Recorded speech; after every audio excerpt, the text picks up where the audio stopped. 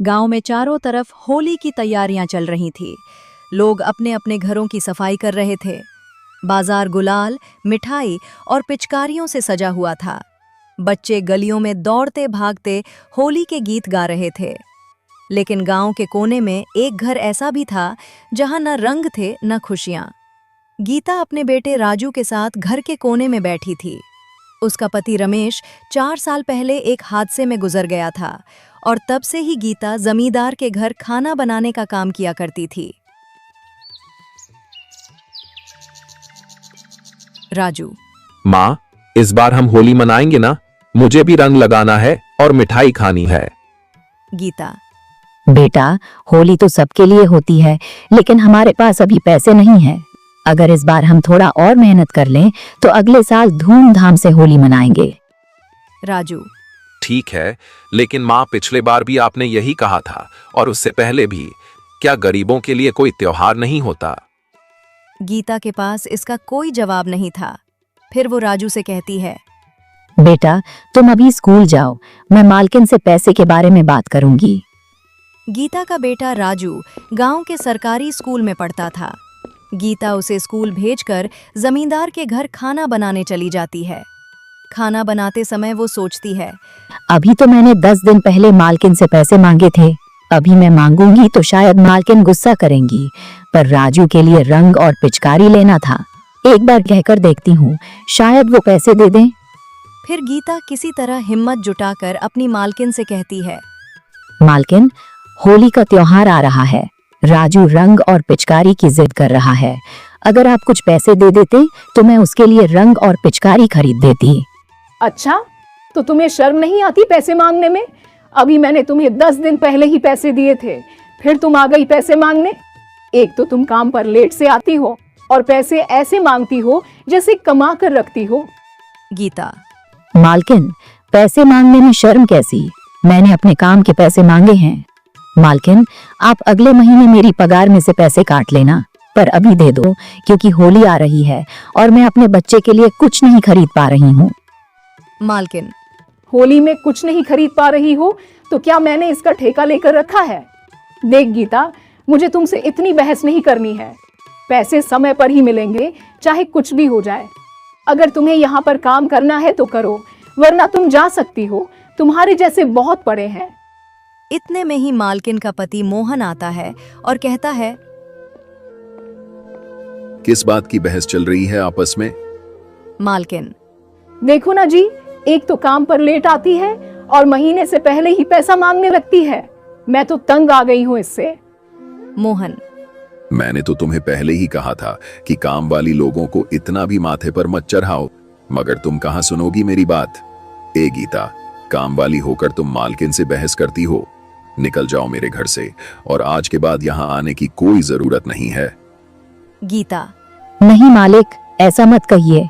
होली का समय है और घर पर पैसा नहीं था, इसलिए मैं पैसा मांग रही थी। अपने लिए नहीं, बच्चे के लिए। मालिक, उस बच्चे पर रहम करो जो पिता के गुजरने के बाद आज तक होली नहीं खेला हो। होली के समय पर मुझे काम से नहीं निकालिए, कहीं काम नहीं मिलेगा, फिर मेरे घर में होली पर चूल्हा नहीं जल पाएगा। मोहन: मुझे तुम्हारी कोई बात नहीं सुननी है। चल निकल यहाँ से, नहीं तो धक्के मारकर निकालूंगा।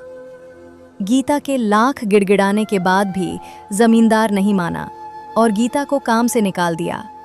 बड़े उदास मन से गीता घर जाने लगी। वो इतनी परेशान थी कि चलते चलते वो जंगल के रास्ते पर निकल पड़ी। फिर बड़े उदास मन से वो जंगल में ही बैठ जाती है। तभी एक साधु बाबा उस जंगल से ही गुजर रहे थे और गीता को उदास देखकर पूछते हैं: बेटी, आजकल जमाना बहुत खराब है, तुम इस सुनसान जंगल में अकेले क्यों बैठी हो? आपको क्या ही बताऊं बाबा, होली का त्योहार आ रहा है और आपको तो पता ही होगा कि बच्चे होली में कितनी मस्ती करते हैं, पर मेरे बच्चे की किस्मत में शायद मस्ती लिखी ही नहीं है। जब भी मैं उसके लिए कुछ अच्छा करना चाहती हूँ तब और भी बुरा हो जाता है। मैं जमींदार के घर खाना बनाने का काम किया करती थी, पर जमींदार ने मुझे अब काम से ही निकाल दिया। मुझे समझ में नहीं आ रहा है कि मैं अब क्या करूं। साधु बाबा: देखो बेटा, उदास मत हो। अभी होली के 4 दिन बचे हुए हैं। तुम दूसरों के घर में काम करती हो, उससे अच्छा तुम अपना कुछ व्यापार करो। जैसे कि अभी होली का समय है, तो रंग, पिचकारी और गुलाल ये सब अभी ज्यादा बिकेंगे। तुम इसी का व्यापार क्यों नहीं कर लेती हो? गीता। पर बाबा, ये सब व्यापार करने के लिए पैसा होना जरूरी है और मेरे पास तो अभी खाने के लाले पड़े हैं। मैं व्यापार कैसे कर सकती हूँ? साधु बाबा। बेटी, तुम कहीं से पैसा उधार ले लो, पर तुम अपना व्यापार करो और खुद की मालिक बन जाओ। गीता। बाबा, अगर व्यापार नहीं चला तो मैं उधार के पैसे कहाँ से भरूंगी? नहीं नहीं, मैं इतना बड़ा रिस्क नहीं लेना चाहती हूँ। मेरा एक बच्चा है, ऐसे में तो भूखे मर जाएंगे हम लोग। अरे पगली, रिस्क तो हर कदम पर लेना पड़ता है। क्या तुम यहाँ खड़ी हो तो रिस्क नहीं है? जो रिस्क लेता है जिंदगी में वही आगे बढ़ता है। और हाँ, तुम देसी नुस्खे से ही रंग और गुलाल को बनाकर बेचना। अगर तुम्हारा व्यापार नहीं चला तो तुम इसी जगह हमसे आकर मिलना। ये सब कहकर बाबा वहां से चले जाते हैं।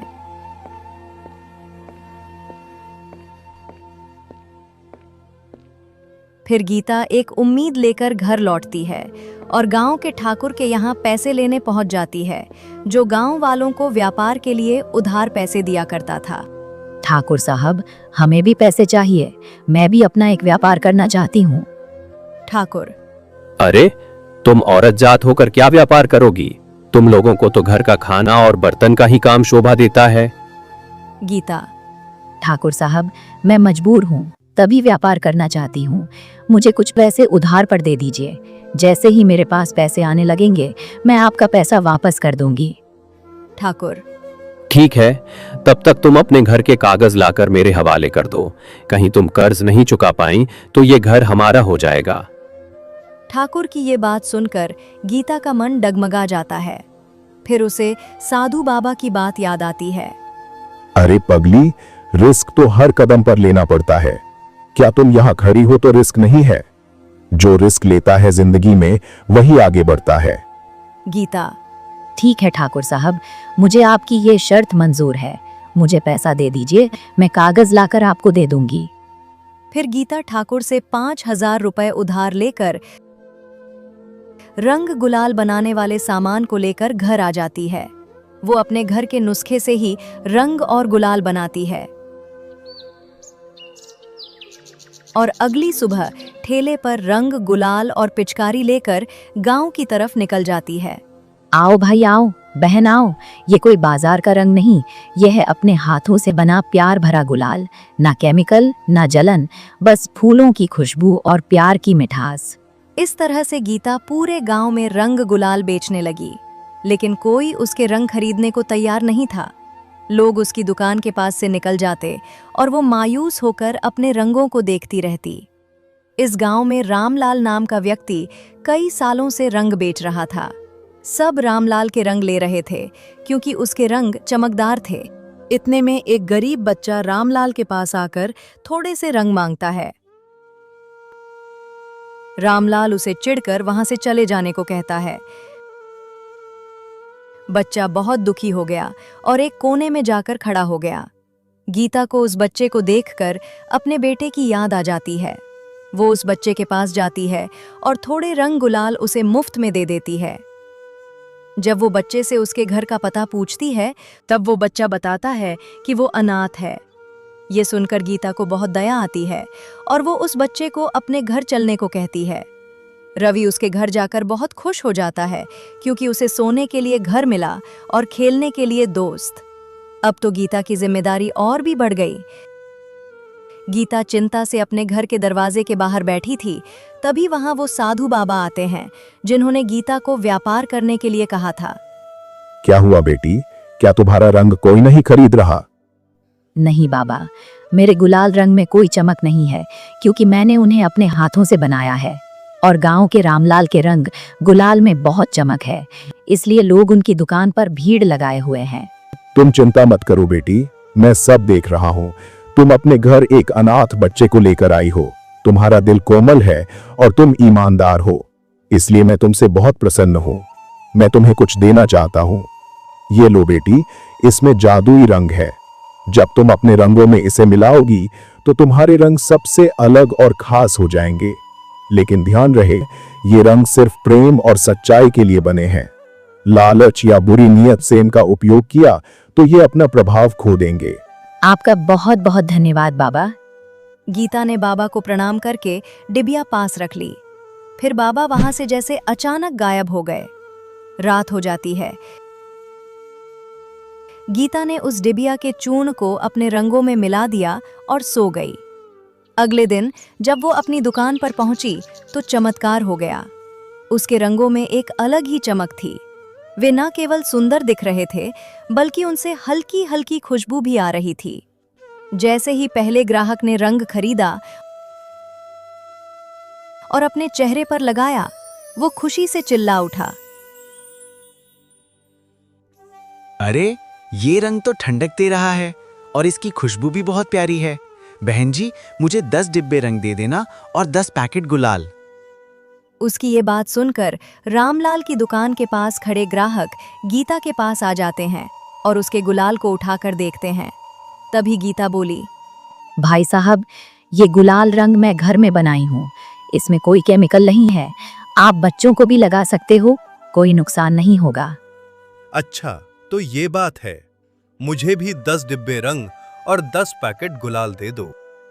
इस तरह गीता के सारे रंग बिक गए और उसकी अच्छी कमाई हुई। वो घर जाकर और ज्यादा रंग गुलाल बनाने लगी और अगले दिन फिर बाजार में ले आई। धीरे धीरे ये बात पूरे गांव में फैल गई और लोग उसकी दुकान पर उमड़ पड़े। जो लोग पहले रामलाल के रंग खरीदते थे, वे भी अब गीता के रंगों की तरफ आकर्षित हो गए। रामलाल ये सब देखकर भीतर ही भीतर तिलमिला उठा। उसकी दुकान पर कोई नहीं आ रहा था। उसने अपने नौकर भोलू को बुलाया। अबे भोलू, ये क्या तमाशा हो रहा है? इस गरीब औरत के अचानक इतने रंग कैसे बिक रहे हैं? रामलाल भैया, मैं आपको बताना भूल गया था। जब मैं घर से दुकान के लिए आ रहा था, तब इसके घर के पास एक साधु बाबा इसे एक डिब्बा दे रहे थे और कह रहे थे इसे रंगों में मिला देना। कहीं वो जादुई रंग तो नहीं था? अच्छा, तो ये बात है। अब हमें भी वैसा ही करना होगा। जा, ढूंढ उस साधु को। रामलाल ने भोलू को साधु बाबा को ढूंढने भेज दिया। भोलू दिन भर गांव में खोजता रहा, लेकिन बाबा कहीं नहीं मिले। थक हार कर वो लौट आया। रामलाल भैया, वो बाबा तो जैसे हवा में गायब हो गए। तो अब दूसरा तरीका निकालना होगा। अगर हम साधु को नहीं ढूंढ सकते तो हम गीता के रंगों में गड़बड़ी कर सकते हैं। रामलाल ने रात होने का इंतजार किया और चुपके से गीता की झोपड़ी में जाने की योजना बनाई। उसका इरादा था कि वो गीता के रंगों में लाल मिर्च का पाउडर मिला दे, ताकि लोग उसके रंग खरीदना बंद कर दें। रात को जब सब सो रहे थे, रामलाल अपने साथी हरिया के साथ झोपड़ी के पास पहुंचा। देख हरिया, मैं दरवाजे पर खड़ा रहूंगा। तू अंदर जा और रंगों में ये लाल मिर्च मिला दे। हरिया जैसे ही अंदर गया, अचानक तेज हवा चलने लगी। धूल उसकी आंखों में उड़ने लगी और एक अजीब सी आवाज आई। जो बुरा करेगा वो खुद मिट्टी में मिल जाएगा। हरिया डरकर बाहर भाग आया। रामलाल भाई, मुझे नहीं लगता हमें ये करना चाहिए। डरपोक, अगर तुझे डर लगता है तो मैं खुद करता हूँ। फिर रामलाल ने घर के अंदर गया और जैसे ही रंग के डिब्बे को पकड़ा, फिर अचानक जोर की हवा चलने लगी। ये तो रंगन का डिब्बा पकड़ते के साथ बहुत तेज की हवा चल रही है। अगर मैं इसमें लाल मिर्च का पाउडर मिलाता हूँ तो मेरी आंखों में ही लाल मिर्च उड़कर पड़ जाएंगे। एक काम करता हूँ, सारा रंग ही चुरा कर ले जाता हूँ, फिर मैं इसी रंग को कल बेचूंगा। फिर भी रामलाल ने जैसे तैसे करके उस रंग वाले डिब्बे को अपने दुकान में जाकर रख दिया। अगले दिन सुबह हुई, गीता ने देखा कि उसका रंग घर से गायब है। उसने अपने घरों में इधर उधर ढूंढा, पर उसके रंग कहीं नहीं दिखे। वो समझ गई कि किसी ने मेरे रंग को चोरी कर लिया है। वो बिल्कुल अंदर से टूट गई थी। आज होली थी। हर गली में खुशियों की बौछार थी। बच्चे दौड़ दौड़ कर एक दूसरे को रंग लगा रहे थे। ढोल नगाड़ों की धुन पर लोग नाच रहे थे और सबके चेहरे पर होली की मस्ती झलक रही थी। लेकिन गीता का घर सूना था। कोई रंग नहीं, कोई खुशी नहीं, कोई मस्ती नहीं। राजू और रवि घर के कोने में उदास बैठे थे। उनकी आंखों में आंसू थे। गीता एक कोरी थाली के सामने बैठी थी, ना कोई मिठाई, ना कोई पकवान। तभी राजू धीरे से बोलता है, माँ, हम होली नहीं खेलेंगे। गीता ने आंसू पोंछे, लेकिन बोल नहीं पाई। उसकी आवाज गले में अटक गई थी। उधर रामलाल की दुकान पर भीड़ लगी थी। तभी एक व्यक्ति ने रामलाल से कहा, अरे रामलाल, ये तो वैसा ही चमक रहा है जैसे कल गीता के रंग चमक रहे थे। हाँ भाई, हो सकता है। अब देखता हूँ कि गीता कैसे रंग बेचती है। उसकी होली सूनी हो गई और मेरी दुकान की भीड़ देखो। गीता गांव की तरफ निकल पड़ी। वो देखती है कि रामलाल की दुकान पर रंग लेने वालों की भीड़ लगी है। तभी गीता के पास गांव की एक काकी आती है और कहती है, बेटी, रामलाल के पास बिल्कुल तुम्हारी तरह ही रंग है। तुम्हारे रंग की तरह चमक और सुगंधित भी है। पता नहीं रामलाल ने इस बार तुम्हारी तरह रंग कहाँ से ले आया। काकी, कल रात मेरे घर से मेरे रंग चोरी हो गए। इस बार मैंने अपने बच्चों के लिए होली पर कितने सपने सजा कर रखे थे। गीता, कहीं वो रामलाल तुम्हारा रंग तो चोरी करके नहीं ले आया, क्योंकि हर चीज तुम्हारी तरह ही दिख रहा है। काकी, मुझे भी लगता है कि मेरा रंग रामलाल नहीं चुराया है, क्योंकि कल तक रामलाल की दुकान में रंग खरीदने वालों की भीड़ नहीं थी और सुबह होते ही उसके दुकान पर भीड़ हो गई। ये सब आपस में बात कर ही रहे थे। तभी गांव का एक बुजुर्ग आकर गीता से कहता है, अरे गीता, आज तुमने अपनी ठेला नहीं लगाई। देख, रामलाल ने बिल्कुल तुम्हारी तरह ही चमकदार खुशबू वाले रंग और गुलाल लेकर आया है। तभी गीता सोचती है, अब तो पक्का हो गया कि मेरा रंग रामलाल नहीं चुराया है। मुझे इसकी शिकायत गांव के मुखिया से करनी होगी। तभी गीता गांव के मुखिया के पास जाती है और मुखिया को सारी बात बताती है। तभी मुखिया रामलाल को बुलाता है और रामलाल आते के साथ ही वह समझ जाता है कि गीता ने मुझ पर शक करना शुरू कर दिया है। फिर घबराहट में वह बोलता है, मुखिया जी, मैं गीता का कोई भी रंग नहीं चोरी किया है। अरे रामलाल, तुमसे किसने कहा कि गीता का रंग तुमने चोरी किया है? मैंने तो तुमसे कुछ ऐसा कहा ही नहीं। इसका मतलब तुम ही गीता का रंग चोरी किए हो। रामलाल ने अपनी चोरी कबूल करने पर आनाकानी करने लगा। तभी मुखिया ने गीता से कहा, गीता, तुम्हारे पास कुछ सबूत है तो मुझे बताओ। हाँ मुखिया जी, मेरे पास सबूत है। सब लोग चौंक गए। रामलाल के चेहरे का रंग उड़ गया। मैंने अपने बनाए रंगों में एक खास पहचान छुपाई थी। मैंने हल्दी के पानी में कुछ खास पत्तियां मिलाई थी, जिससे रंगों में हल्की खुशबू आ गई थी। अगर रामलाल के पास वही रंग होंगे तो उनमें से वही खुशबू आएगी। रामलाल, जो भी रंग तुम्हारे पास हैं, उन्हें हमारे सामने लाओ। रामलाल अब घबरा गया, लेकिन उसके पास कोई और चारा नहीं था। उसने घर से रंगों की पोटली लाकर सामने रख दी। मुखिया जी ने एक बूंद पानी उसमें मिलाया और हाथों से उसे सूंघा। फिर उन्होंने गांव के एक बुजुर्ग से भी सूंघने को कहा। बुजुर्ग ने तुरंत कहा, हाँ, यह तो हल्दी और उन खास पत्तों की महक है जो गीता ही इस्तेमाल करती थी। रामलाल, तुमने चोरी की है और झूठ भी बोला। तुम्हें सजा मिलेगी। अब से गांव में कोई भी तुम पर भरोसा नहीं करेगा। रामलाल हाथ जोड़कर बोला, मुखिया जी, मुझे माफ कर दीजिए। मैं अब दोबारा चोरी का काम नहीं करूंगा। तुम्हें सजा मिलेगी और तुम्हारी सजा ये है कि आज तुम्हारी जितनी भी कमाई हुई है सब लाकर गीता को दो, क्योंकि गीता की तुम्हारी वजह से नुकसान हुआ है। रामलाल ने आज की कमाई हुए पैसे सब गीता को लाकर दे दिए और गीता पैसे लेकर बाजार से मिठाई राजू और रवि के लिए और होली के कपड़े रंग लेकर जाती है। फिर उन सब ने मिलकर बहुत धूमधाम से होली मनाई।